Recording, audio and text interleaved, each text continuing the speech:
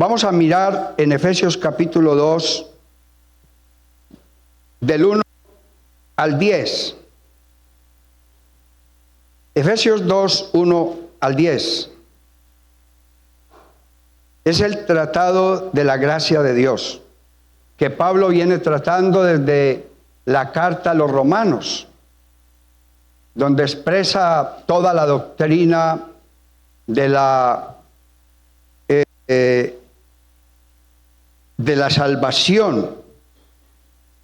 Gloria. Dice así: y Él os dio vida a vosotros cuando estabais muertos en vuestros delitos y pecados. Sigan ustedes. Si alguien nos ayuda ahí.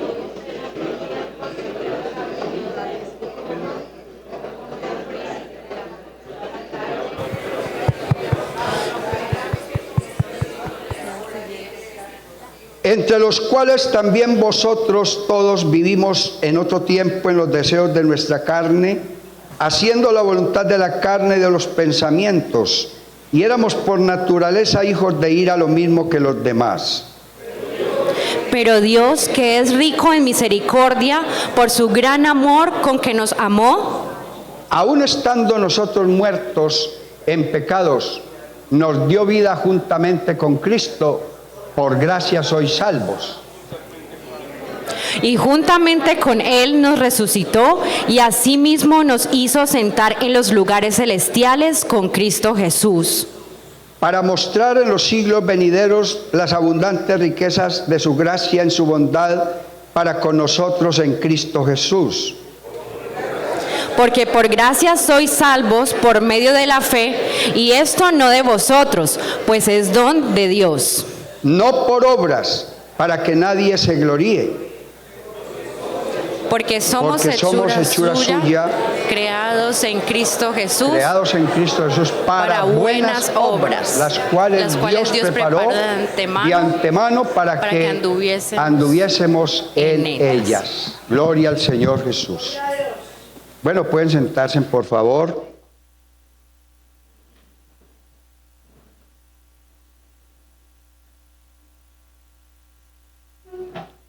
Entonces, el tema propuesto para esta mañana, ¿cuál es? Salvos por gracia.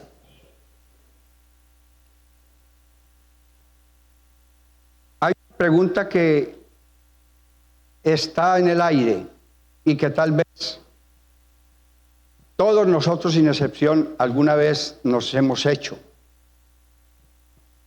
¿Por qué actúo como actúo? ¿Por qué pienso como pienso? ¿Y por qué vivo como vivo? ¿Cuántos se han hecho esas preguntas? De pronto usted no recuerde, pero allí en esos momentos de meditación, de reflexión, de intimidad, seguramente que usted se ha hecho esas preguntas.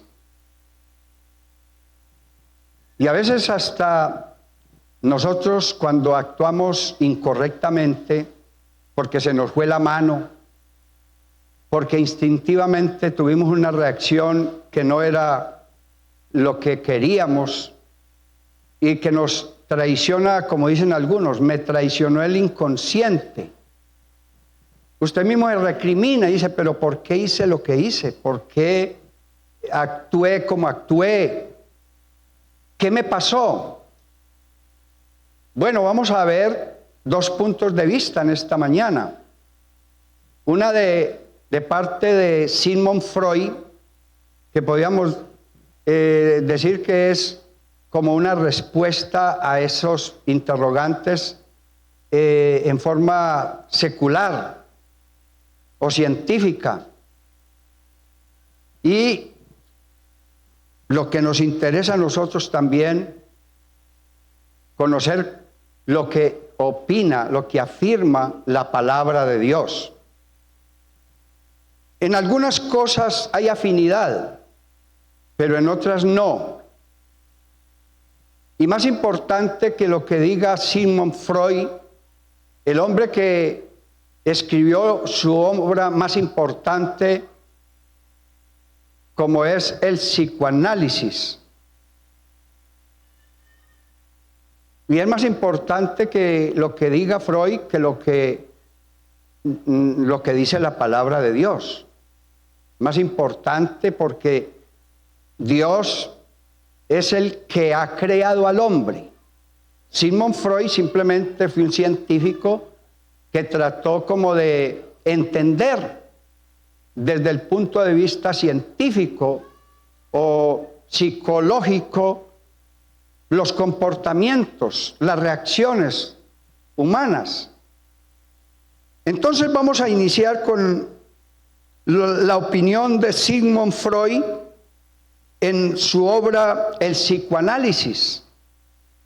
Bueno, allí Freud habla que el alma tiene 3 elementos, 3 partes. El primer elemento que estudia Freud es el yo. El yo es la persona que razona, que decide y que tiene autonomía propia. O sea, es lo que soy yo. ¿Sí? Dicen por ahí que uno es lo que piensa, lo que hace y cómo vive. Ahora hay una parte constitutiva del alma, una segunda parte que se llama el ello. El ello es lo primitivo, lo visceral, el placer, el deseo, los impulsos y la sexualidad. A esa segunda parte es lo que Freud llama el ello. Y hay una tercera parte del alma que se llama el superello. El superello o el superyo es la parte moral, la parte normativa, lo que reprime, lo que recrimina lo que hacemos. Que nosotros en términos teológicos a esa parte del superello es a lo que identificamos como la conciencia. Entonces, hay aquí 3 partes: el yo, que es la persona, el ello, que son los deseos, y el superello, que es la parte que refrena los impulsos, que reprime los deseos. Y esas 3 partes, según Freud, están en conflicto. Y la mayoría de los conflictos vienen porque estos 3 se la pasan peleándose todo el día. Es una pelea continua, permanente, entre el yo, el ello y el superello o el superyo. Teológicamente nosotros a esa pelea, a esa batalla continua que hay en el interior de la persona, la conocemos como la batalla entre la carne y el espíritu. Y la Biblia dice que la carne es débil y que el espíritu siempre está dispuesto. Porque la carne es simplemente lo que heredamos de la primera pareja que Dios creó, Adán y Eva. Y la otra parte, que es la parte espiritual, proviene de Dios. Porque Dios le dio a todo ser humano un espíritu. Pero no estamos hablando del Espíritu Santo, eso es otro tema. Sino que ese espíritu que Dios le dio al ser humano es lo que se conoce como el ruach de Dios, el viento, el soplo de vida que cada ser humano tiene y disfruta. Yo no sé si usted disfruta la vida, pero en cuanto a mí, hermano, disfruto la vida a mis anchas. Disfruto todo lo que hago. Disfruto dormir. ¿Quién no disfruta dormir? Disfruto comer. ¿Quién no disfruta comer? Disfruto cuando puedo hacerle el bien a alguien. Disfruto cuando salgo de mi casa con la dirección de venir a un culto para alabar y exaltar el nombre de Jesús. Disfruto oír la música cristiana que tiene mensaje, que alaba, que exalta. Disfruto también cuando puedo tener momentos de intimidad a leer la palabra de Dios y no me duermo, sino que veo que Dios está presente y que me está mostrando, que me está enseñando la voluntad de Él. Porque cuando yo leo la Biblia, es el cielo comunicado con la tierra y el pensamiento y el conocimiento de Dios viene siendo revelado al hombre que la está leyendo, que la está escudriñando, que la está estudiando con el propósito de ponerla por obra. Bendito sea el nombre admirable de Cristo Jesús. Y en esa batalla o en ese conflicto que hay entre el yo, el super yo y en el ello, hermano Pablo también escribe algo acerca de lo que él considera y define este conflicto en algo que él de pronto no puede entender. Por favor, allí hablamos en Romanos capítulo 7, versículos 18 al 25. ¿Qué dice Pablo allí en esa carta a los romanos?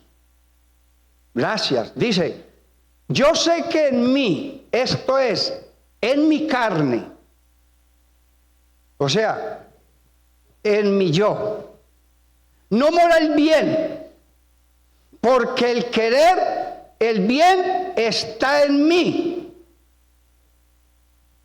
pero no el hacerlo. Verso 19. Porque no hago el bien que quiero, sino el mal que no quiero. Eso hago. Eso viene siendo el ello. Y si hago lo que no quiero, ya no lo hago yo, sino el pecado que mora en mí. Así que, queriendo yo hacer el bien, hallo esta ley, que el mal está en mí, en el yo. Porque según el hombre interior, me deleito en la ley de Dios, pero veo otra ley en mis miembros, que se revela contra la ley de mi mente, y que me lleva cautivo a la ley del pecado que está en mis miembros. Y concluye Pablo: miserable de mí, ¿quién me librará de este cuerpo, de este yo, que está sentenciado a la muerte? 25. Y aquí está la válvula, aquí está la solución.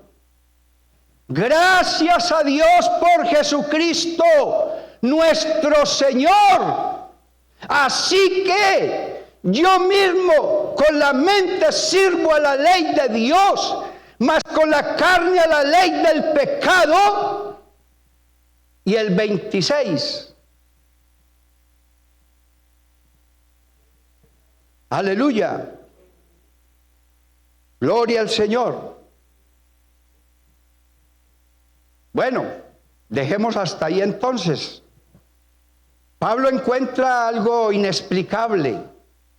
Hay como dentro de su hombre interior, dentro de su yo, algo que él no puede de pronto entenderlo y que lo lleva a un conflicto.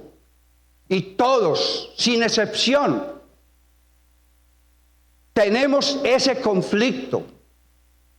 Porque así como Pablo era un humano común y corriente, todos nosotros también somos humanos comunes y corrientes. Y es muy humano tener ese conflicto interior, porque así fue como Dios nos ha creado. Bendito sea el nombre del Señor Jesús. Entonces, ¿dónde se originó ese conflicto? Siguiendo la teoría de Freud, todo lo que reprimimos no desaparece. De niños nosotros seguramente hemos arrastrado traumas, miedos, deseos. Hemos reprimido muchas cosas. Y entonces hay un mecanismo de defensa. Eso que nosotros reprimimos porque no lo podemos hacer, lo guardamos, lo encerramos dentro de algo que todos los seres humanos tenemos, y es el inconsciente. Pero aunque guardemos o encerremos esos deseos reprimidos en el inconsciente, nosotros de una manera inconsciente, de una manera de pronto como un, digámoslo, reflejo involuntario, actuamos. Y muchas veces actuamos incorrectamente. Reaccionamos como humanos que somos, como personas que estamos en ese conflicto y que no nos hemos liberado de él. Pero yo le tengo una buena noticia en esta mañana, que hay alguien que nos ha creado. La Biblia dice que nos ha creado conforme a su imagen y semejanza. Y hermanos, y el propósito de Dios es hacer consciente lo que tenemos guardado en el inconsciente. Y cuando tú haces consciente lo que tienes encerrado en el inconsciente, entonces ahí es donde tú puedes entender de dónde viene el conflicto, y entonces ese conflicto o ese inconsciente deja de controlarte. Porque cuando eso que tienes allí guardado deja de controlarte, entonces ahí es cuando nosotros le abrimos las puertas al que nos ha creado, para que en vez de nuestros impulsos o instintos humanos nos controlen, sea la presencia de Dios la que tome el señorío y el control de nuestras vidas. A su nombre sea la gloria. Bueno, nos interesa saber qué conceptúa la Biblia respecto a esto. Bueno, primero, ya lo dije, Dios nos creó inocentes y moralmente sanos. Vamos a Génesis 2:7. Génesis 2:7 tiene la primera respuesta.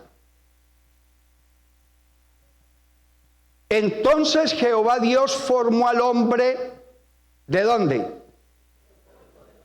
Del polvo de la tierra. Y hay gente que yo no sé, no sabe o se le olvidó y se siente superior al otro. Hermano, por mucho dinero, por mucha fama, por mucha capacidad intelectual que una persona tenga, como cualquier humano, se originó en el polvo de la tierra. Amén. No tiene más que el otro. Aquí nadie puede reclamar privilegio. No, aquí todos sin excepción. Y yo me incluyo. Fuimos formados del polvo de la tierra. Y dice, y sopló en su nariz aliento de vida, y fue el hombre un ser viviente. Pero vamos a ver ese ser viviente, cómo lo hizo Dios. Ahí sí vamos a Génesis 1:27. Génesis 1:27 dice, y creó Dios al hombre a su imagen, a imagen de Dios lo creó. Varón, él, hembra, ella, y ella, tercer sexo, lo creó. No.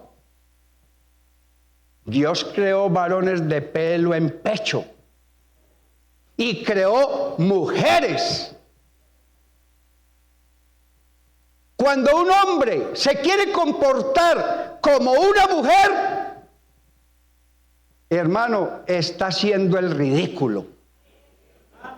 Y cuando viceversa, una mujer se quiere comportar como un hombre, también hace el ridículo.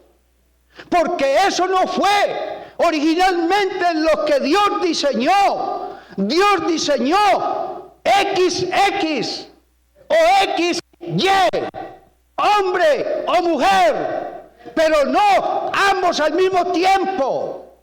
A su nombre sea la gloria. Porque lo otro viene como resultado de las consecuencias de ese hombre que Dios hizo sanamente, lo hizo semejante a él, lo hizo conforme a su imagen. Entonces, hermano, por una mala decisión, el hombre perdió su inocencia.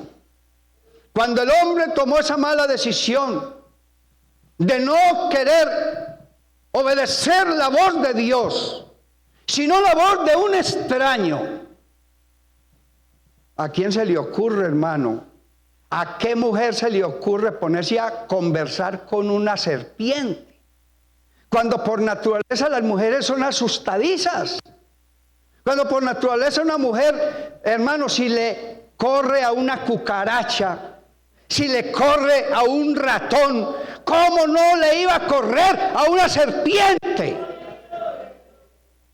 Y esta mujer tomó la peor decisión de su vida. ¿Qué mujer se le ocurre ponerse a conversar con una serpiente, por el amor de Dios? Amén. Lamentablemente tomó una muy pésima decisión.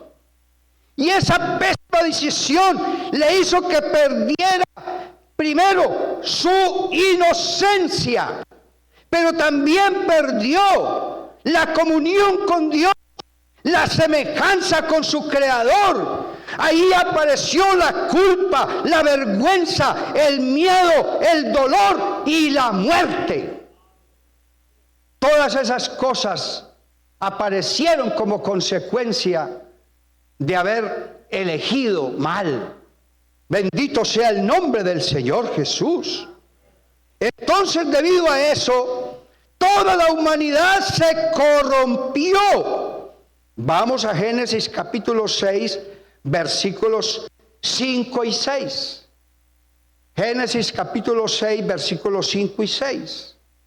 Y vio Jehová que la maldad de los hombres era mucha en la tierra, y que todo designio de los pensamientos del corazón de ellos era de continuo solamente al mal.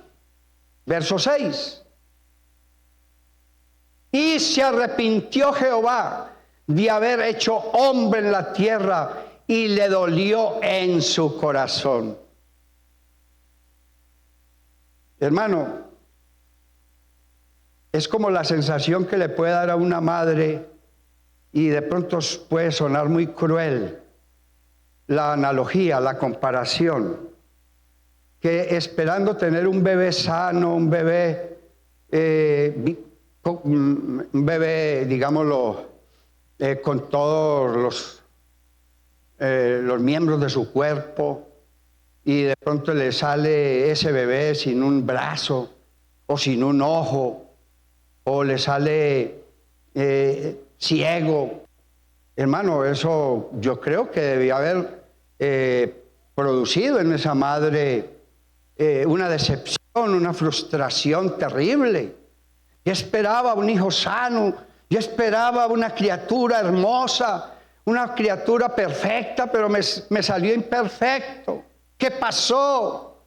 Y ahí tiene toda la vida. Si el bebé vive muchos años, como lo vemos cotidianamente, madres allí sufriendo con hijos vegetales, etcétera, etcétera. Hermano, yo creo que esa fue la sensación que tuvo nuestro Dios cuando el hombre falló y el hombre se equivocó cuando tomó la decisión incorrecta. Le dolió en el alma al Señor ver cómo se frustró ese propósito, esa creación tan perfecta como Dios nos hizo. Es que mírese usted al espejo, o mire a su compañero, a su compañera, y dirá, uy, es que Dios se hace cosas perfectas. Amén. Si la persona de pronto le han dicho que es fea, no le haga caso a eso, porque no hay personas feas, sino bellezas raras, bellezas extrañas, bellezas incomprensibles. Pero al fin y al cabo una obra perfecta de Dios. Entonces, hermano, ahí es donde se contaminó toda la raza humana. Ahí es donde el ser humano rompió toda clase de relación con su Creador. Y entonces el ser humano fue desviado a buscar la solución a su propio parecer. Y ahí es donde apareció la idolatría, ahí es donde aparece la hechicería, ahí es donde aparecen otros sustitutos, cosas que realmente no satisfacen, cosas que no llevan a la persona a sentirse completamente satisfecha. Y el hombre todavía sigue en esa búsqueda. Y lamentablemente la mayoría de la raza humana sigue perdida. Siguen como ciegos buscando la solución, buscando el escape, buscando la válvula en cosas que realmente no le pueden garantizar. Pero hermano, ahí es donde radica la importancia del Evangelio, de la gracia de Cristo. Alabanzas al que vive para siempre. Hermano, la solución, con la llegada de Cristo y con Él, el establecimiento de la gracia de Dios en la tierra.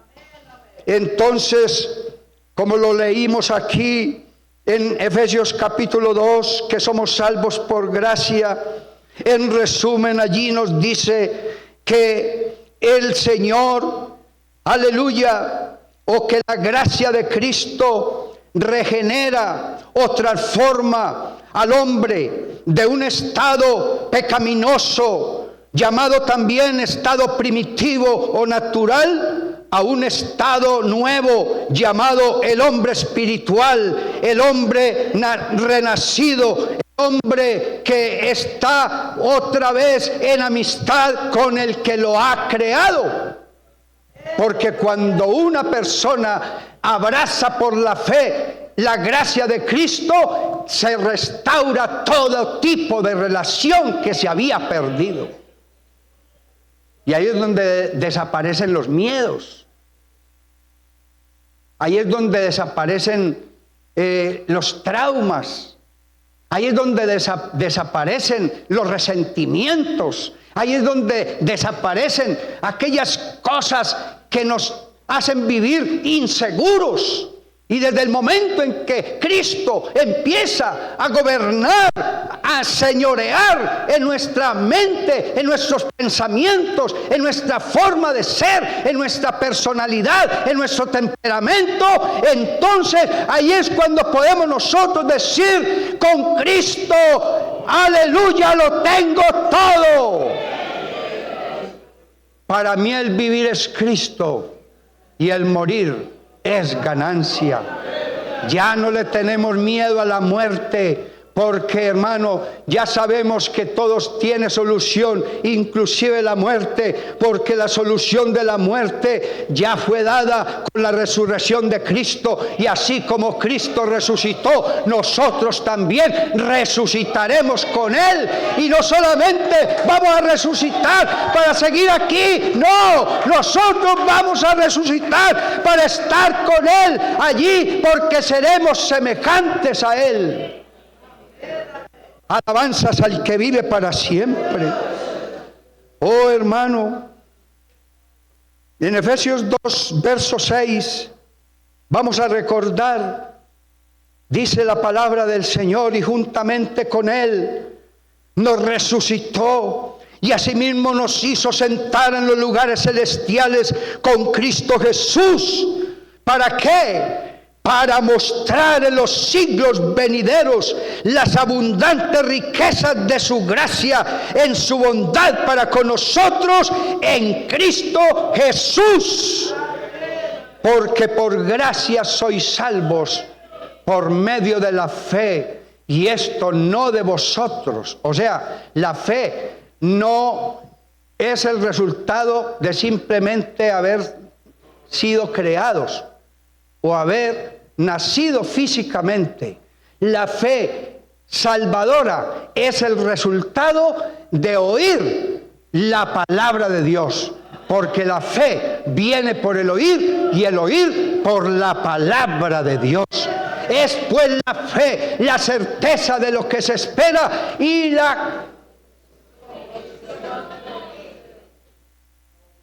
de lo que no se ve, la demostración de lo que no se ve. Porque por fe andamos y no por vista, porque lo que alguno ve, aquí es a qué esperarlo, pero lo que no vemos, con paciencia lo aguardamos. ¿Cuántos han esperado pacientemente que Cristo obre en una enfermedad y el Señor los ha sanado a su debido tiempo? ¿Cuántos han esperado pacientemente que un familiar de su querer, de su entorno, de su corazón, un ser amado que no había entendido el propósito de Dios a través del Evangelio y oró por él, fue un intercesor permanente, le pidió a Dios: despéjale la mente, revélale tu palabra, y a su debido tiempo esa persona por quien usted tanto oraba finalmente termina convertido al Evangelio de Jesucristo?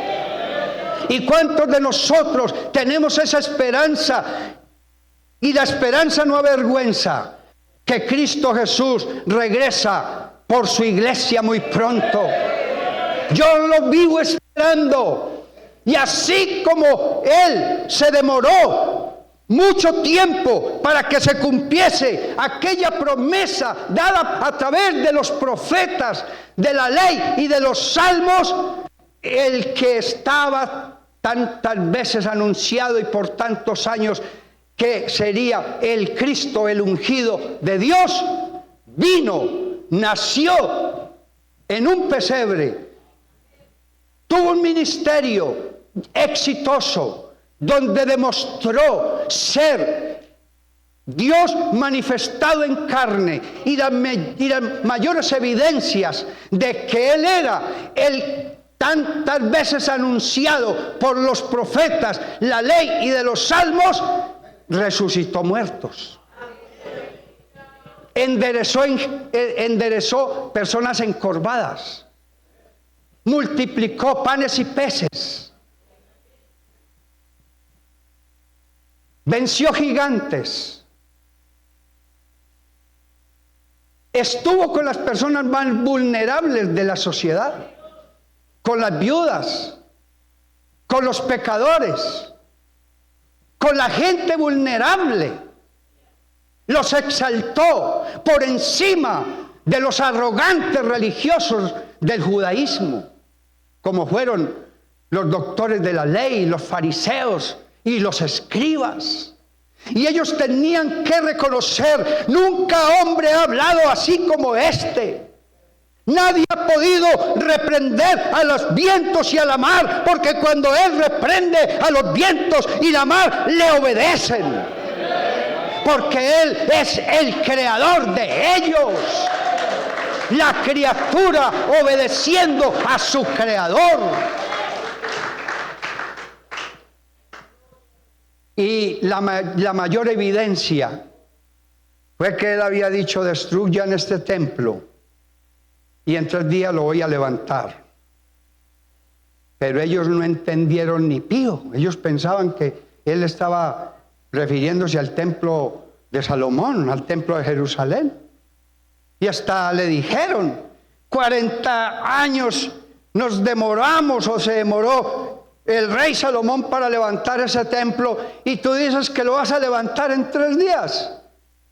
Y ellos mismos lo vieron con sus propios ojos, porque cuando Él fue llevado al sepulcro, 3 días exactos, como Él lo había dicho, suelto los dolores de la muerte, se levantó triunfante, venciendo la muerte y al que tenía el imperio de la muerte, esto es el diablo, y pudo, aleluya, mostrar. Y las mujeres y las personas y los que todavía visitan el santo sepulcro, hay allí una palabra que dice: no está aquí, pues ha resucitado. Alabanzas a su nombre.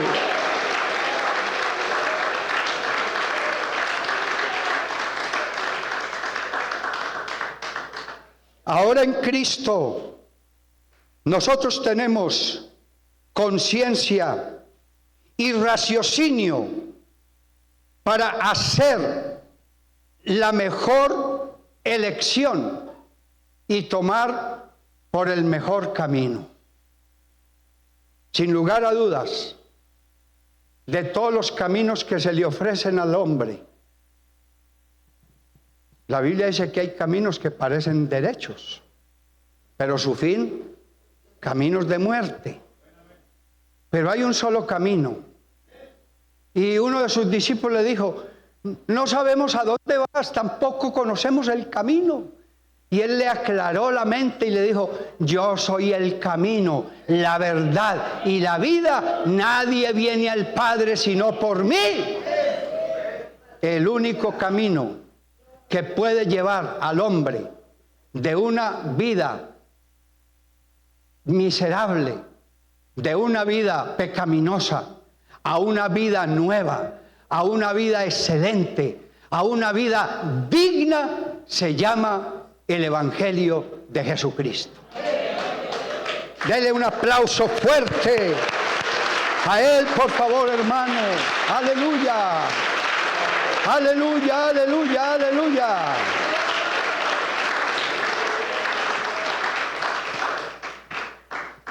Ahora, aunque ahorita llamamos a las personas que nos visitan para orar por ellos, y yo sentí una sensación de gozo, de alivio, pues mayor sensación de gozo y de alivio, y no solo yo, sino esta iglesia, y no solamente esta iglesia, sino que eso va a tener trascendencia allá en el cielo, porque la Biblia dice que hay una gran fiesta en el cielo cuando un pecador se arrepiente. Entonces, en esta mañana, si alguien está interesado por liberarse de ese conflicto interno que tiene entre su yo, su ello y su super ello, y quiere sacar de allá, de su inconsciente, aquellas cosas que no entiende, pero que están allí y que las quiere sacar y liberarse definitivamente de ellas y entrar en una vida de absoluta conciencia en Dios. Yo le invito en el nombre del Señor Jesucristo que venga aquí a este altar y con mucho gusto le voy a regalar una oración de liberación en el nombre del Señor Jesucristo. Colóquense por favor sobre sus pies. ¿Hay alguien que está dispuesto o dispuesta a creerle a Dios? No me crea a mí. Créale a Dios.